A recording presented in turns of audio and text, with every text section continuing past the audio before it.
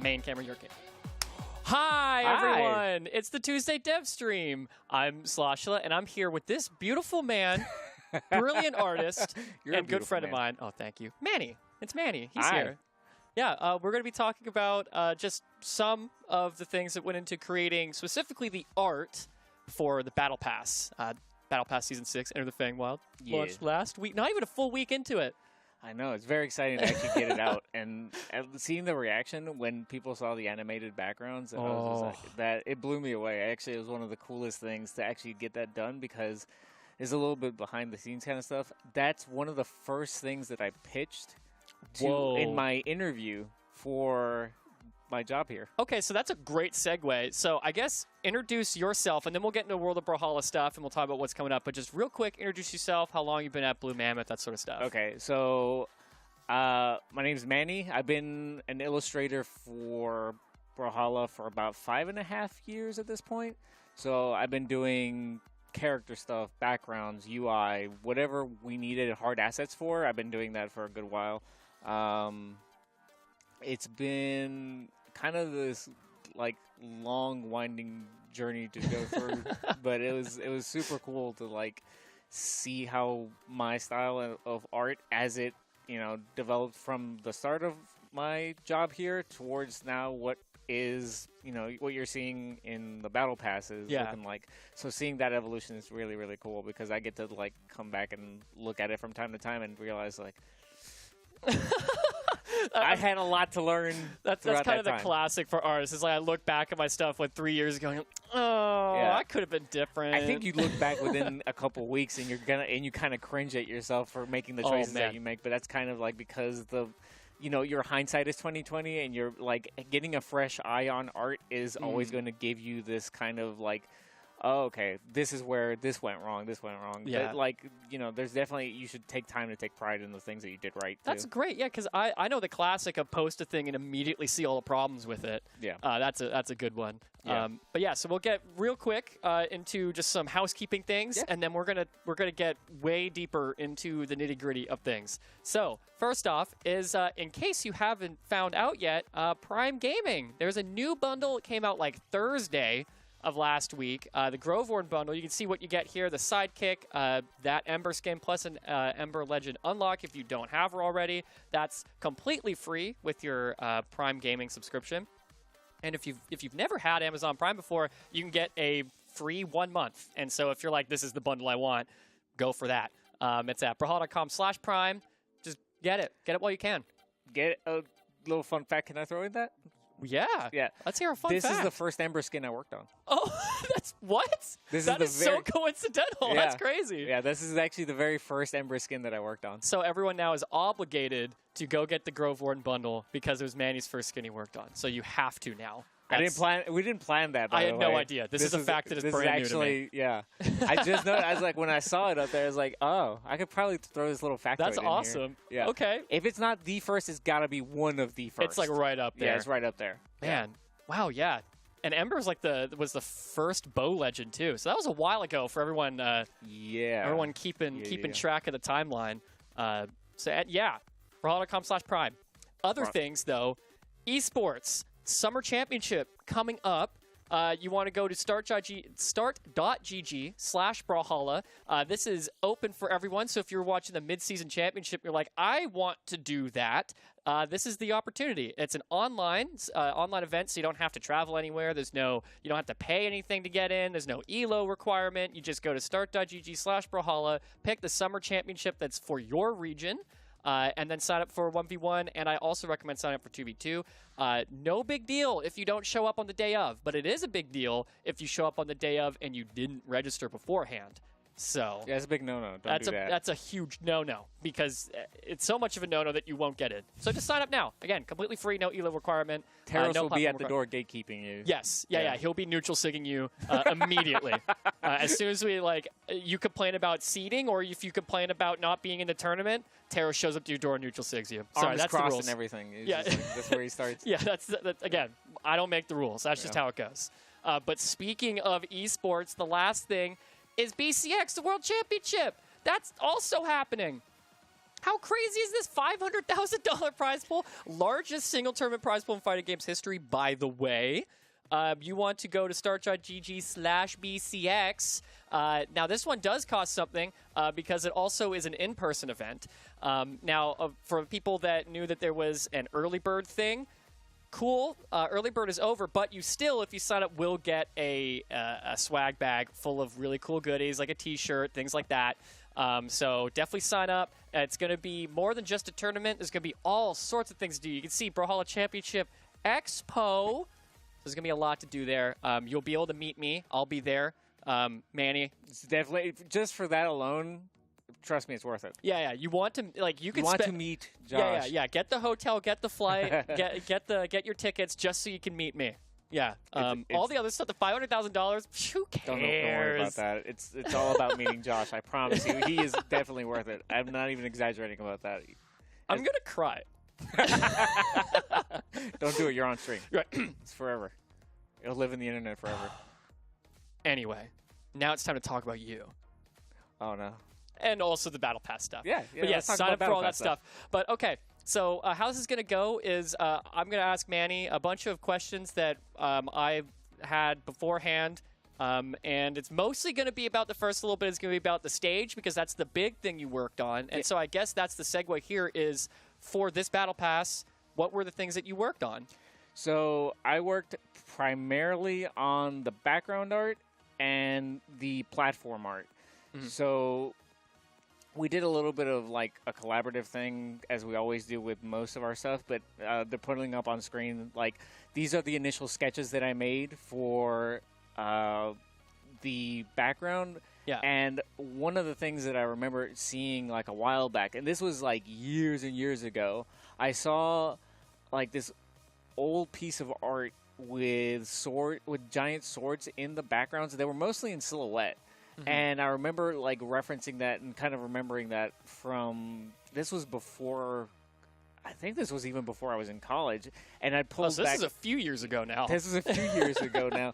And I remember like always thinking that would be a cool concept for a background, and I never really found a place for it in any of the other maps that I ever worked on. But when Fangwild was discussed as the Battle Pass theme, that was one of the first things that came into my head, is like, I gotta find that piece of reference. I never really found it, but you know, just going off of a memory and that feeling ended up kind of like leading me towards these kind of sketches. That and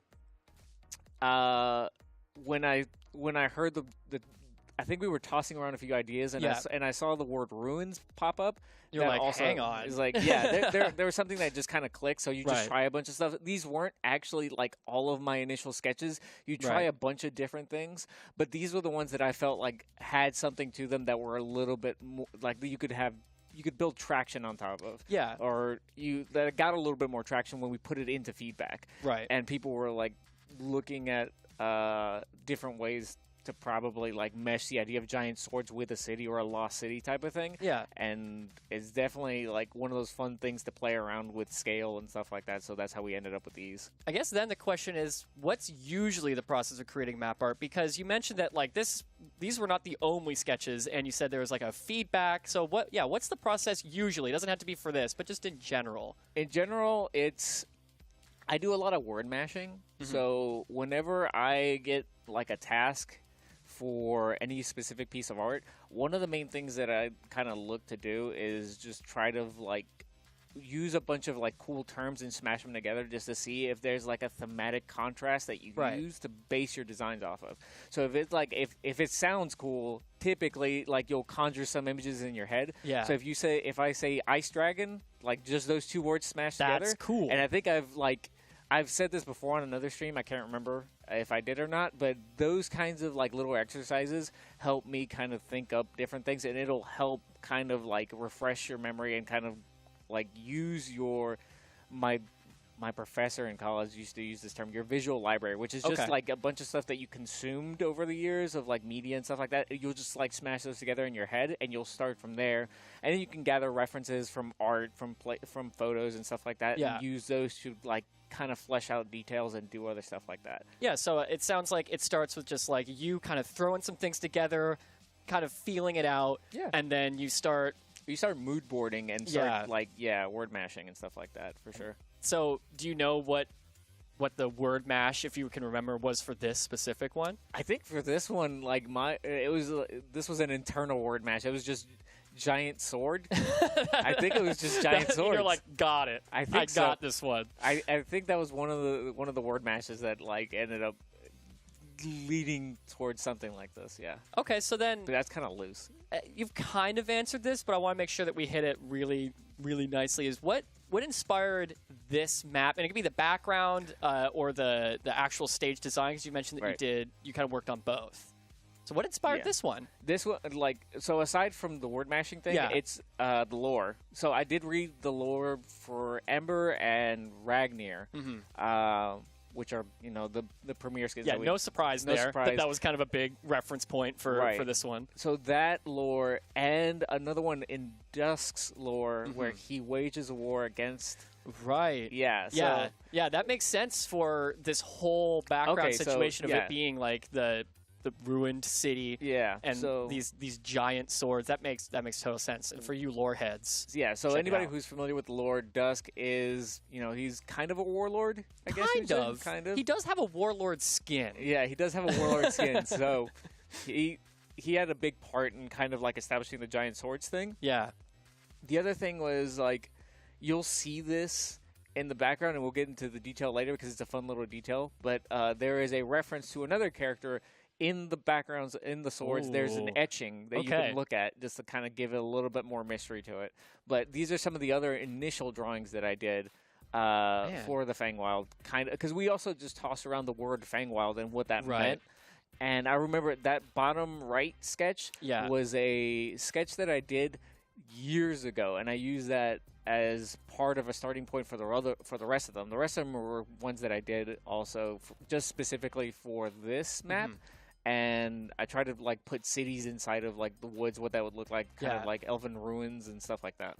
That makes sense. And also, for anyone that's in chat, specifically I'm looking at Twitch chat here, if you have questions for Manny, feel free to drop them in chat. I'll read some of them. I'm not going to read all of them because it's probably going to be quite a few. But, try to get to them just to let you know. And so coming back to the map, this was the first animated map.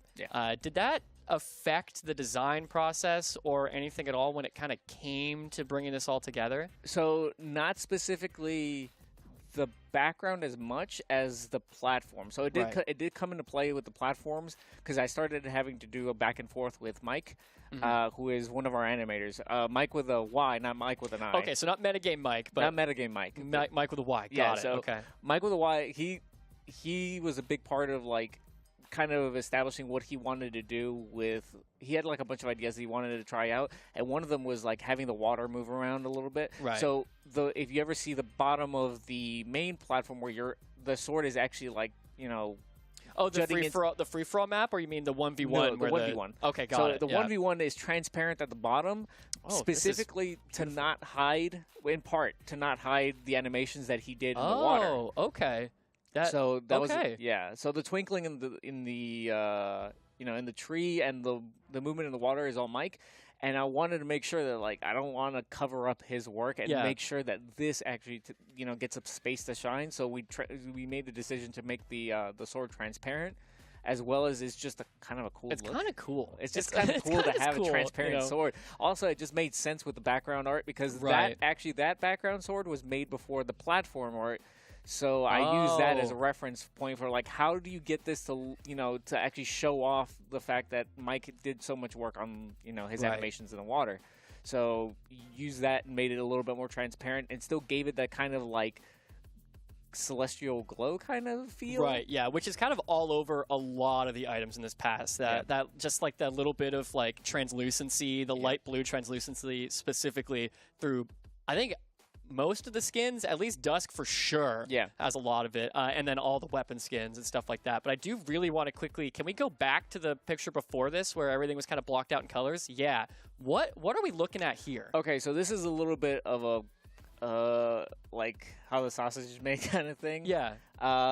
those are all selections. So what I do is when we have a layout that I'm happy with in terms of the sketches and everything else, you have to start painting. And one of the things that is really difficult for anybody who's actually like painted is keeping your edges clean on certain surfaces and making sure that certain places retain their separation and the difference in space. So when you select one of those, it just makes it easier when you're working with like software like Photoshop. It'll just grab the color that's inside of the silhouette and nothing else. So as a result, you get a mask that you get to work with.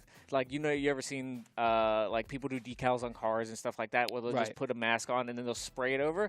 Same concept here. It's just, you know, Photoshop-wise. Okay, so that's a super great that you kind of mentioned Photoshop and things like that, because there are actually now some questions in chat.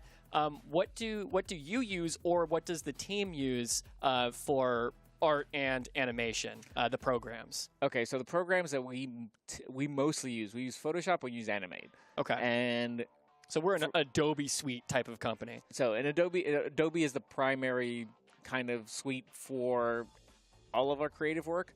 We do most of the stuff in Animate, but I get to do the backgrounds in Photoshop. One, it's an easier painting process than trying to work with vector art and trying to make a background out of that. You can definitely do that. There are people who are really amazing at it. For me, it's very difficult. So, and also, I just want to get that painterly kind of quality to it. If you look at some of the stuff that's in there, I want some of the brushstrokes to be visible, some of the stuff to like retain that sense of like personality, and that there's, you know, that a person or an artist actually made this thing. Even if even if you can't really tell in some ways or another, I just wanted to feel like it's handcrafted. And I mean, that's kind of a big part of Brawlhalla's aesthetic, is like everything is hand drawn. Right? Like it's really, like, you can see it in the animations. You can see, I mean, everything is frame by frame. Right? In every animation. And so it makes sense that the background art and the stage art would follow that. It kind of marries everything together of it looking somewhat hand-drawn or hand-painted in this case. And also, I just love the colors in this, by the way. I appreciate it. That pink from the tree is just, it's so nice. It's so nice.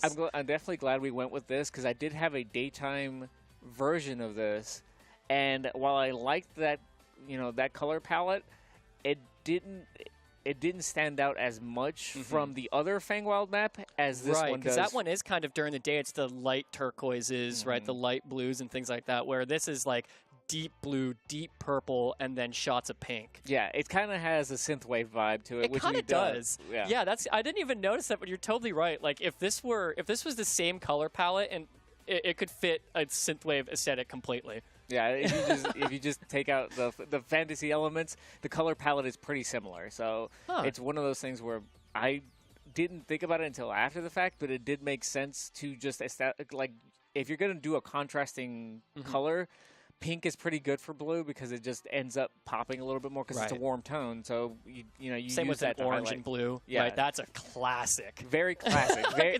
Very. There's the hate in your eye. I mean, like, I don't hate it. It works, but it's so common. And like, if you ever see any like Michael Bay movie posters, Marvel posters as well. Posters, it's a classic. It's all over the place. Yeah. And I mean, like, it looks good. It's a nice contrasting color. It's our logo too. We have the orange typeface, and then we have the light blue and the little turquoise gem, but the light blue hammer behind it. Yeah, it's just kind of it just works. Yeah. Well, the reason why movies did it, as far as like my professor told me when I was in college, was because it makes some skin tones pop out a little bit more. So if you have everything in blue, and then you have, your actors come on screen, like, they pop out a little bit more. So if the background's blue, you'll have, that contrasting color for that. So for everyone at home, here's a fun little thing that you can do.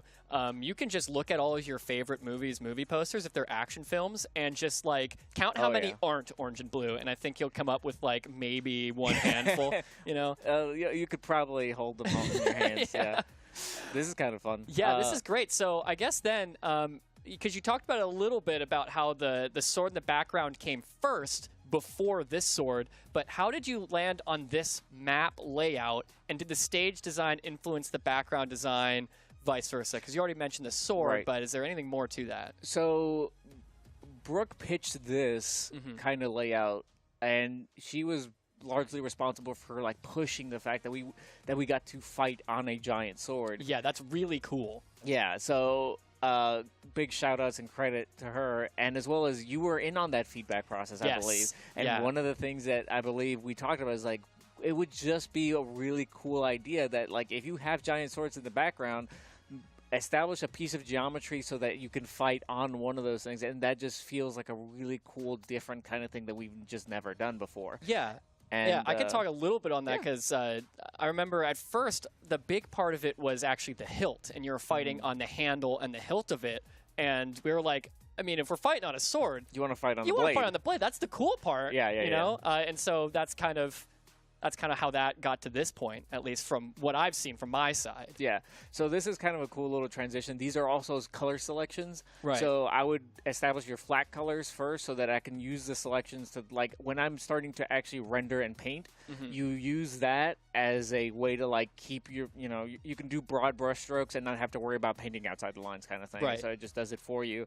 And flats are essentially just, like, the base color of what this is going to be. Yeah. Cool. So that's your. It doesn't have to be.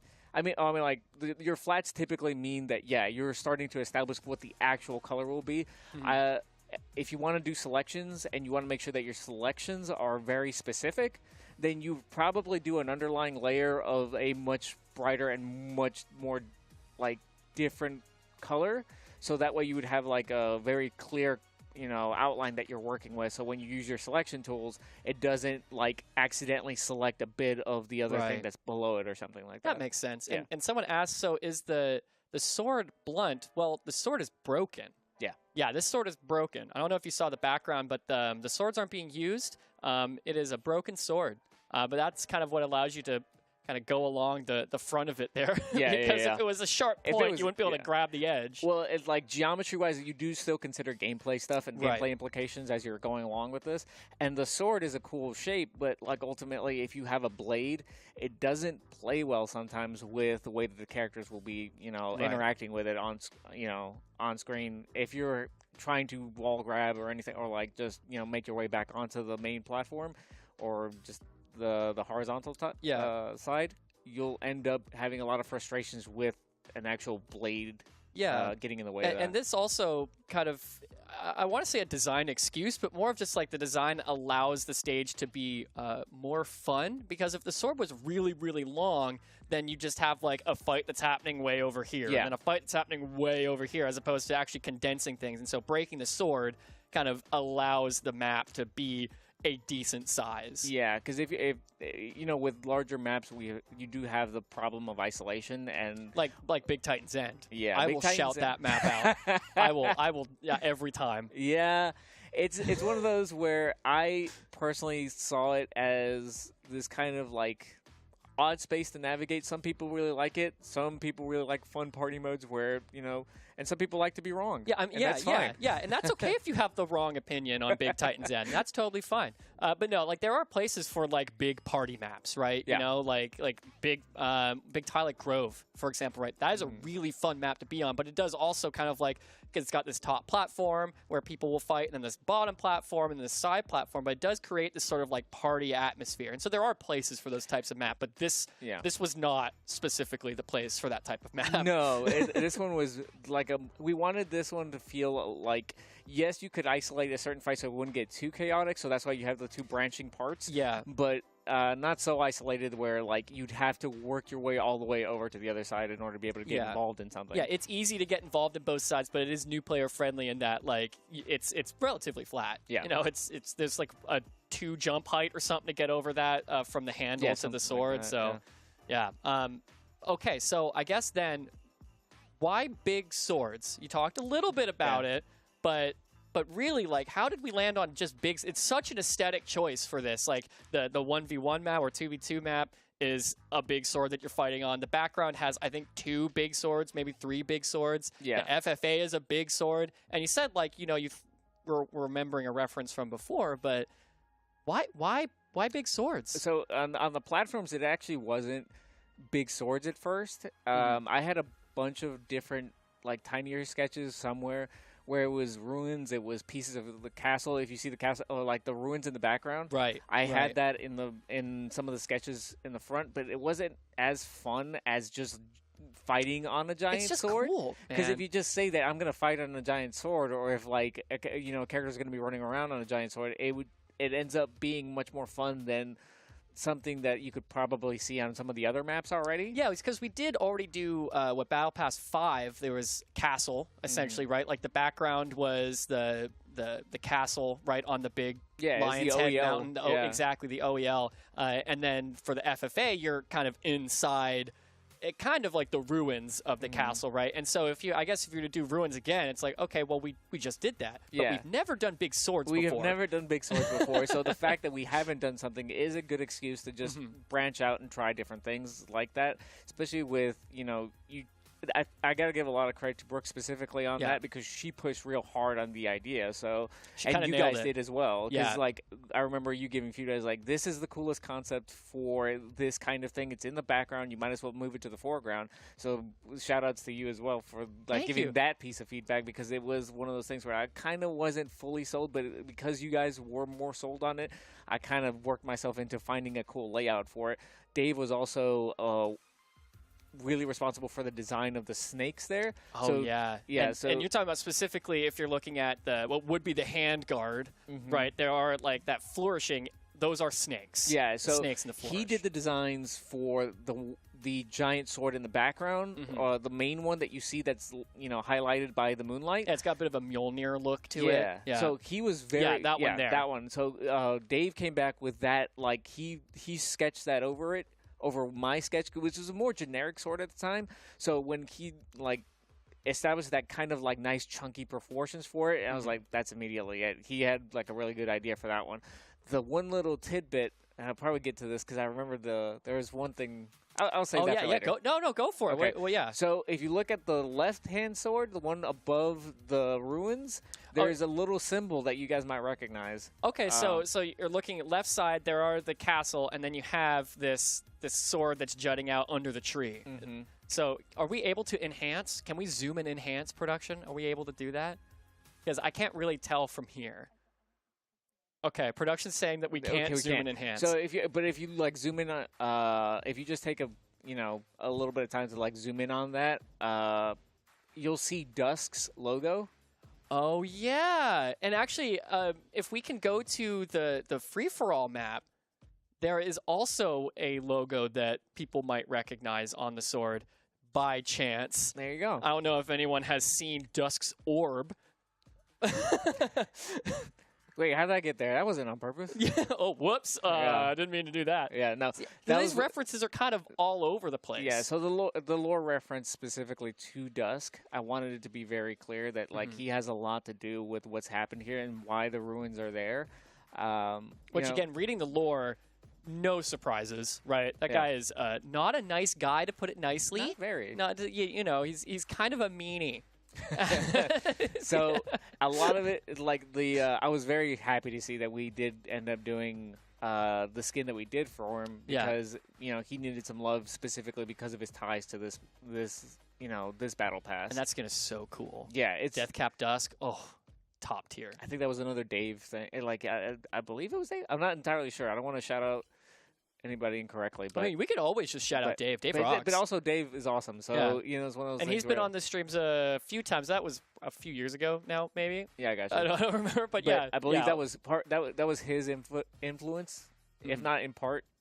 He's always involved in the conversations anyway. So I'm gonna give him a little bit of shout outs for that aesthetic choice. And we got a question from chat. How do you figure out where to put the platforms on each map? And so I imagine they're talking about the soft platforms.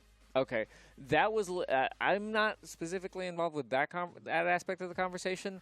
That one was, I believe. Is that Brooke for this one as well? Brooke for that Brooke, one she as well. was really big on the actual layout physically of where the character is going to be running. Yeah. So anytime you see the red lines, that's not necessarily what I'm involved with. That would be more on the specific programmer that was involved with designing the layout, and that'll change from time to time. That'll go through some iteration, but I'm not involved with that conversation, so I can't really speak to it. So I have one last question about the map before we move on, because we've done a lot of time about the map. But what was the most challenging part of working on this map specifically? Going to be the background or the free-for-all 2v2? But what kind of sticks out is like, that was hard. Yeah, the thing about this map was because it was the first animated map. Going through that collaborative effort with Mike was something that we had to figure out. Like, he and I had to kind of like go back and forth like a little bit, just like where he needs the animations, what he needs from me, and that was a challenge that was new. There wasn't necessarily anything different from this layout to the other.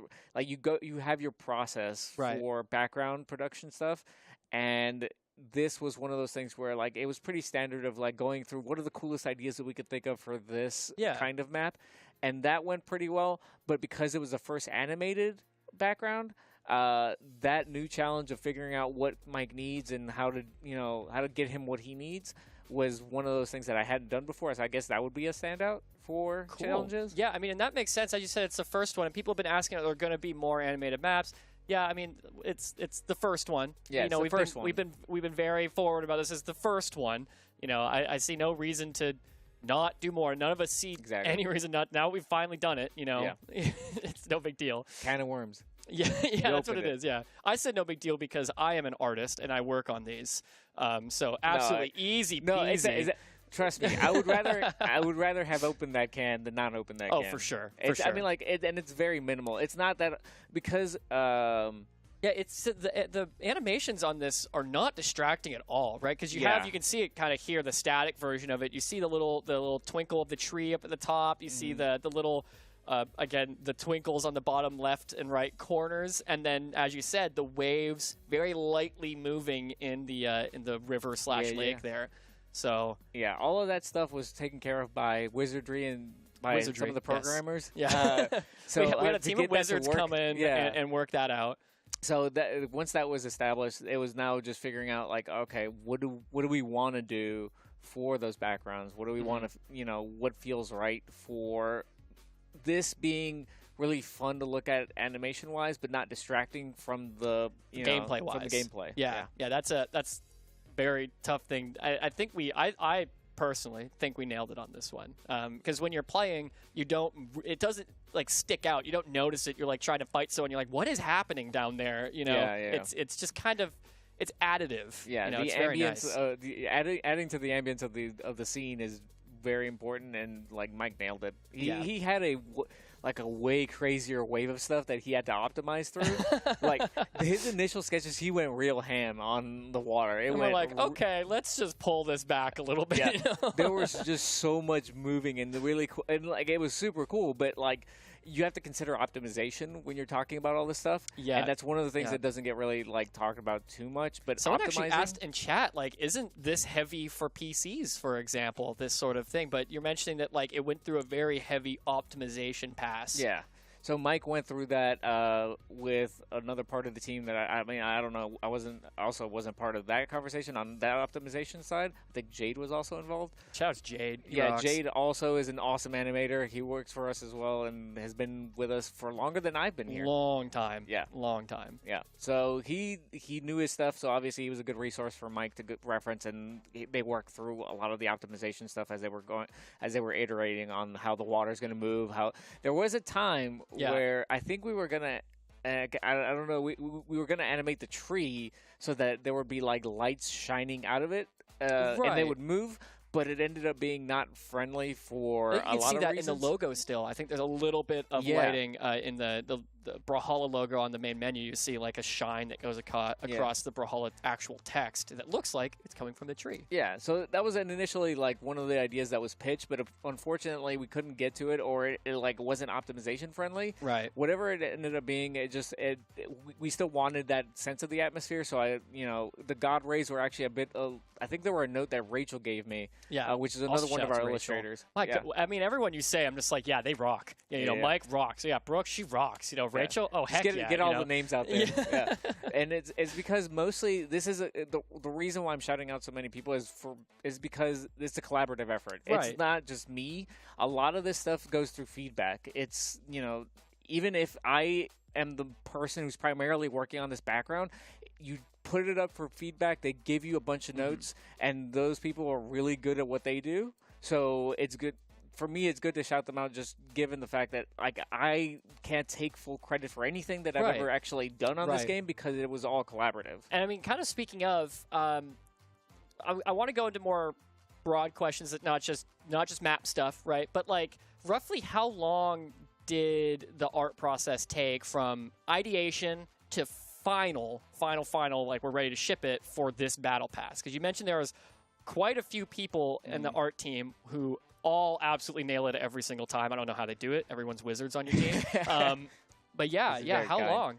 It was a long time. I remember, but like I can't honestly say like how much time. I would guess if you could tell me it was months, I'd probably believe you. I think I worked on the background for about a month or so. Wow, I think so. Just the background. I think because it was like trying to figure out the animation stuff and doing the platforms and everything else.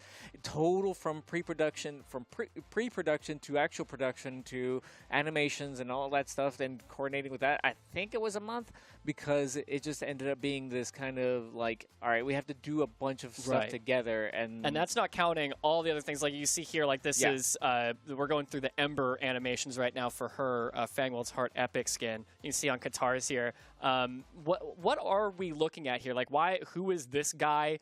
Why is it gray background? So I can't remember who did this specifically. It might have been Jade or Steven. Steven was involved. Okay, so it was Jade. Shout out to production. So Jade. Shout out to production. And Jade, shout out to even more to Jade. Again. Yeah, also shouting out Jade. He put together this kind of like really beautiful set of sketches so that you could get the theme and the feel for Ember as she was going to get like the big treatment of getting the what's the name of this Fangwell's Heart, the tier of skin. Oh yeah, Epic skin. It's an epic skin. Yeah. Okay, so the Epic skin, they get the SFX treatments and stuff like that, and they have to tie back to the original animations, but also have a flourish to them that the originals do not. And in this case, the theme being Fangwild, you can see like little sprouts of like. You can see like spirit mushrooms and some like leaves up at the top. Maybe a spirit feather because it's her raven. Yeah, that's cool. Yeah, so it's a balancing act. It sounds like of making it really cool.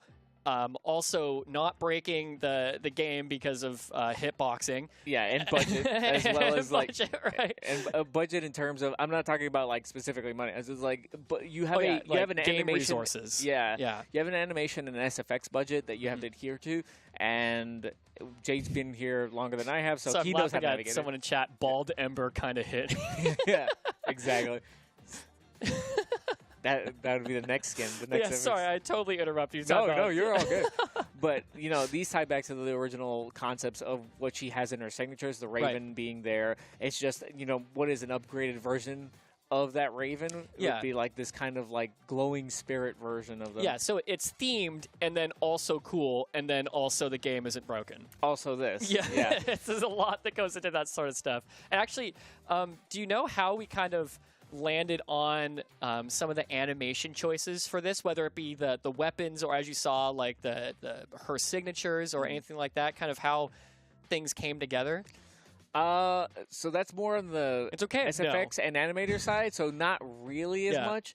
I can't really give it the ins and outs. I am a little bit a part of the feedback loop. There was one signature that I remember that was a little bit of a kind of a controversial one, because originally I believe Ember was going to transform.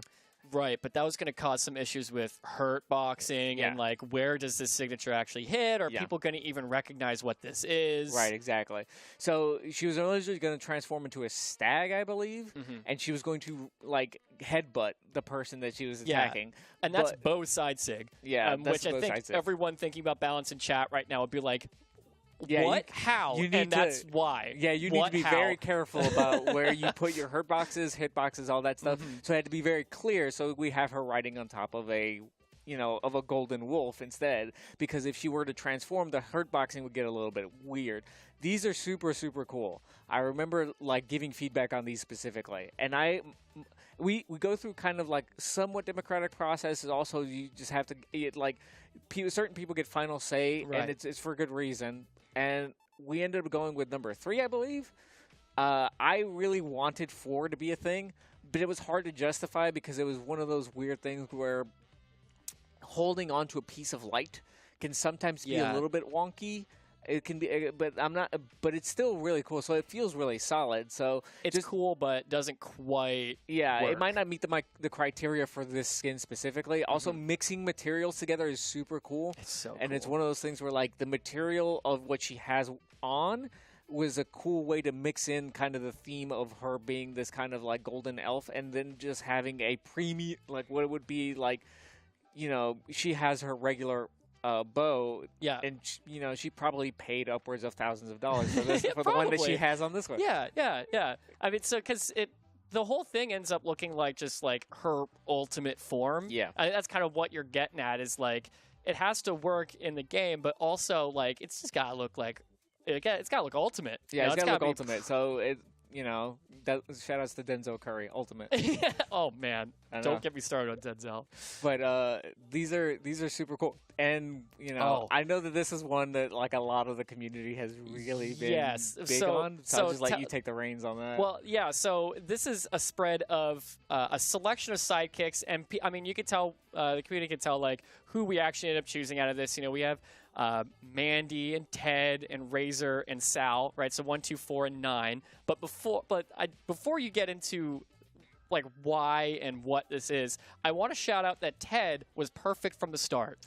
There was no iteration on Ted. Yeah, there was absolutely he just came out iteration. Right. Yeah, he was exactly what we went with off the rip, and honestly. You know what? I get it. He's perfect as is. He is a beautiful boy that just kind of grew into existence. He really just came out perfect. Yeah. Frame 1.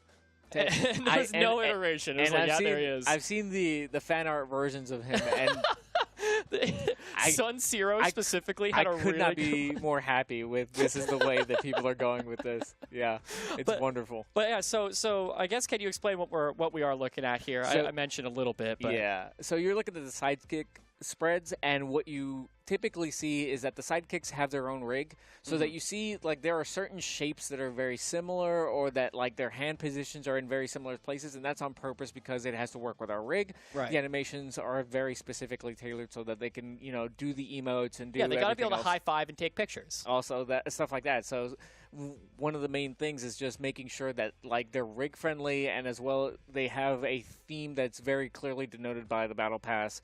All that stuff is an iterative process like everything else. So we have you have your standard like throw things up on the board and see what people tend to gravitate towards, and people will put note because we're all artists on that channel, we will just give notes like what if we tried this, what if we did this, and we ended up with like different versions of Razor. As you can see, there's green and different like iterations on in the spread right before this, Razor was blue. Right. And this one, like you can see iteration, as you mentioned, right? Like of a sidekick we didn't even go with. Yeah. But there was still iteration to see like, will this work? Do we want this? And then for Razor, it looks like it came down to as simple as maybe just changing the color. Yeah. And then placement of the bow. In the final. But yeah. Yeah, so you'll play with certain shapes and certain ideas so that they communicate a little bit better. Sometimes, like maybe your silhouettes don't read quite properly, right? And in order to be able to create iconic shapes that stand out, especially that at scale, because Brawlhalla plays. If you've seen like the way that the rigs work as the camera zooms out, it has to read from especially a certain distance. on mobile phones. That's might be the smallest screen that you can play Brawlhalla on, unless you have the tiniest widescreen of all time. Right, exactly. But yeah, and we are running a little bit low on time, so I want to get to some more some chat questions that people ask essentially all the time. The main one being, do you have any advice for budding artists? Yes, a few things. Okay. One thing is, do not get caught up in the grind. That's number one, because grinding for hours is not going to net you as much as like focus specific learning. So find yourself, some good resources online. Do, look at reviews, look at things that you might. For me specifically, I looked at. I guess I can shout out one of the few online teachers that I think has like a bunch of free resources you could look at is Control Paint, and I think his name is Matt Core. He might actually also be from Georgia. Oh, and he. Oh, right. Yeah, we're gonna. Yeah, real quick. And he was really big. So he might be a Georgia boy. He might be a Georgia boy, and he has a website that has a bunch of free resources on like how to draw, how to think in 3D, how to do things that like. While initially you might be thinking would be pretty easy, like he'll run you through foundation stuff really, really well. He explains things very succinctly and in a way that like lets you go at your own pace. So thank you for that. Important note from chat. Demaria G says, "Tell Manny I love him." Oh, thank you so much. So there you go. I appreciate that. Thank you. I love everybody in chat as well. Oh, that's so sweet. And okay, so you do mention. The free resources that are online, specifically Control Paint, was a big one that you talked about. Well, did you go to college for art? And I mean, I did. What was your path there? So I started out not doing exactly the kind of thing that I'm doing now. Right. So I started in graphic design program at Auburn, and after I got my degree there, I went to Singapore to study for a year in a college called FZD.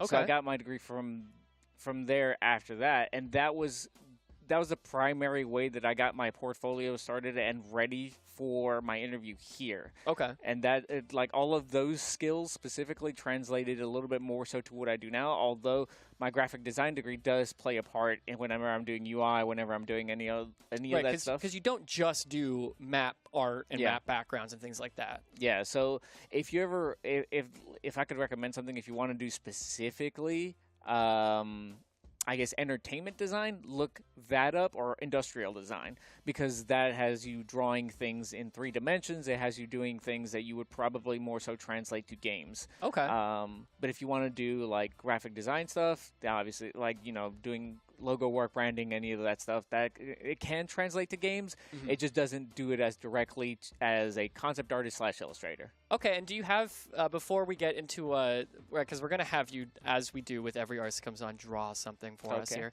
But do you have a specific recommendation for illustrators, because you're a staff illustrator?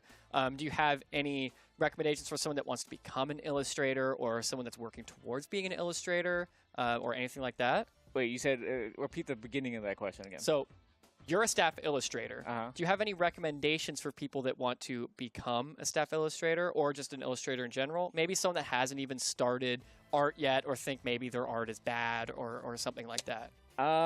Yeah, I would say same advice that I already gave is just like make sure you don't sweat too hard and try to like just pump away hours like in the night trying to like make sure that each sketch is perfect or anything like that. Right. Draw as much as you can.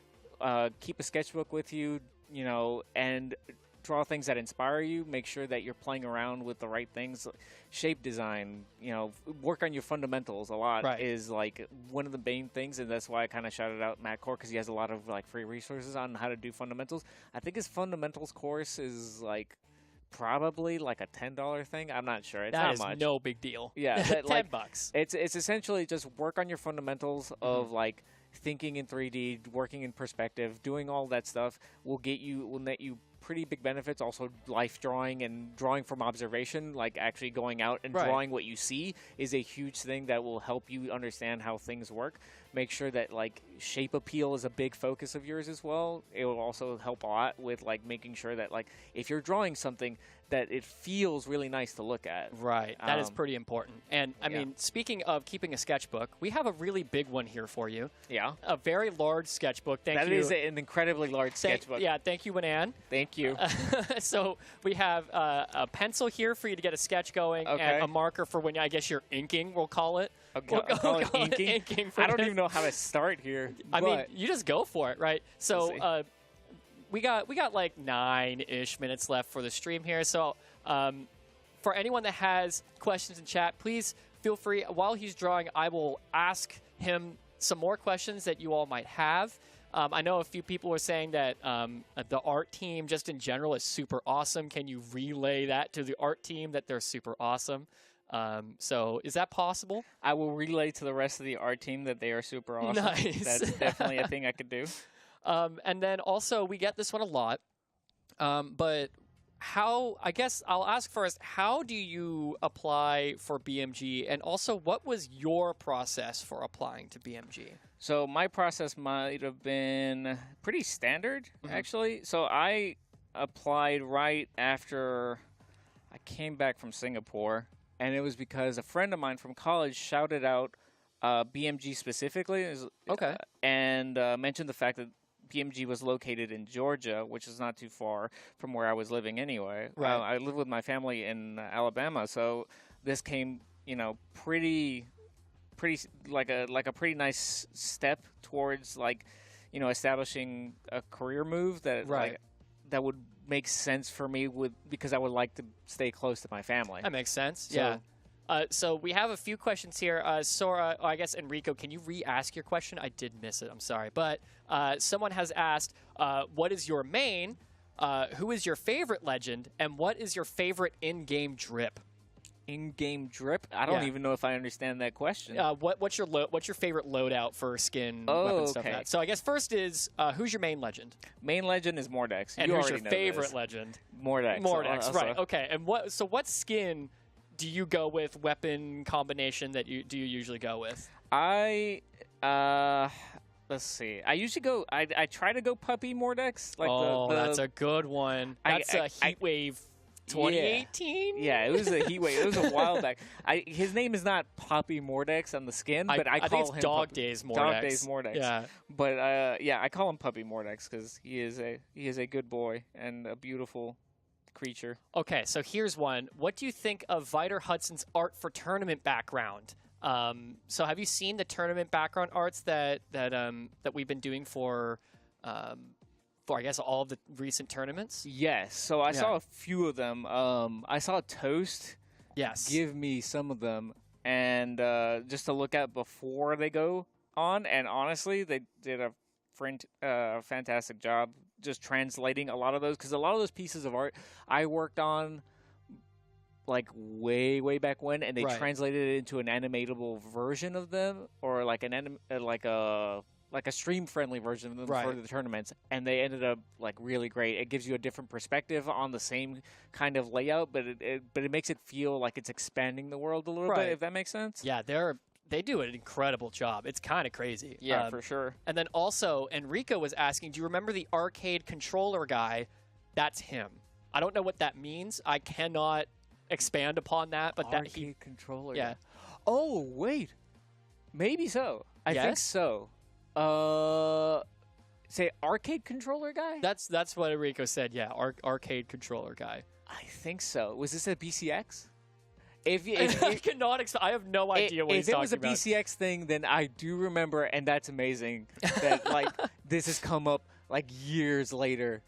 Oh yeah. Send us a Twitter link. That'd be great. But yeah, okay. So I will say, to kind of add on to something you mentioned earlier about your process for getting hired, for people that do want to apply at Blue Mammoth to either be an artist or really whatever it is, you can go to Ubisoft.com. There is a careers tab, and you could just change the location to, I think they have it under Atlanta or Georgia, either one, and that'll give you all of our currently open positions. Though I believe we also just have an open one if you think hey, it's not listed, but also I'm awesome and you should get at me. Yeah. Yeah. So definitely do that. I am in love with what you're drawing right now. And I know I kind of have an idea of what you're drawing already. I'm not going to spoil it, but currently there's a bit of a handsome Squidward vibe going, and I am totally down for it. There's definitely a handsome Squidward vibe that I was not going for, but I'm glad that it's there. Hold on. Okay, so Sora sent me the link over Discord, so I'm going to check that out real quick. Maybe this will jog our memory jog your memory. I have no idea. Was it an Xbox controller? Oh, there you go. It's this.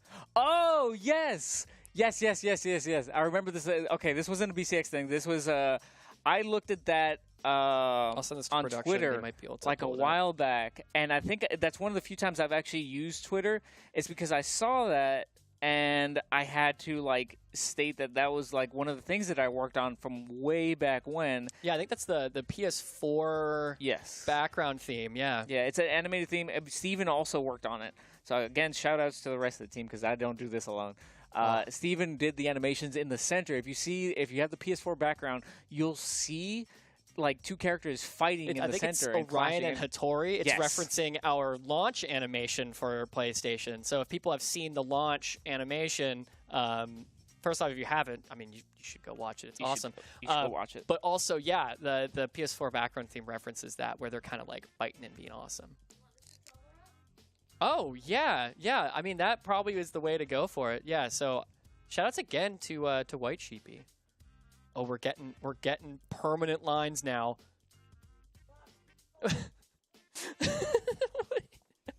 Wait, are you gonna manually type in this link? Yes. I was just thinking maybe you pull it up. Bro, how am I supposed to pull it up? Oh, no. You're right. I did not say. I know where you sent it. How am I supposed to pull it up? Oh, here's a good question. Who was the main or lead designer for Jae-yun? Ooh. Mike with an I. Mike with an I. So Metagame Mike was that for animations, or was that just as the actual character animation for the legend? Okay. Yeah, animation wise, yes. Do we know who helped come up with his final actual like base skin design? Unless you remember. Do you remember, Manny? Remember it being another collaborative blur in my head. No, it was very collaborative. Yeah, okay. We went through a lot of iterations. So for those that can't hear it, White Sheepy here is saying that we went through a lot of iterations for Jaya, and that was a very collaborative effort, which is a pretty common phrase I think we've heard today. In general, when it comes to the art team, it is very collaborative. I think more than most people realize. It's not just one person who's doing a big drawing, and it's like they do a drawing, and then it's like, okay, how's this? You know?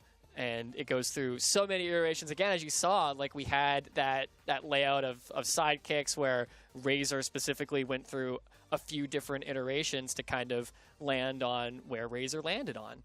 And in just a second, we're going to pull up what Enrico was talking about. So everyone, there it is. So now that everyone's involved, you can see exactly what we're talking about here with this custom arcade controller Enrico got last year. Man, that is so cool. And that's the background that Manny was explaining.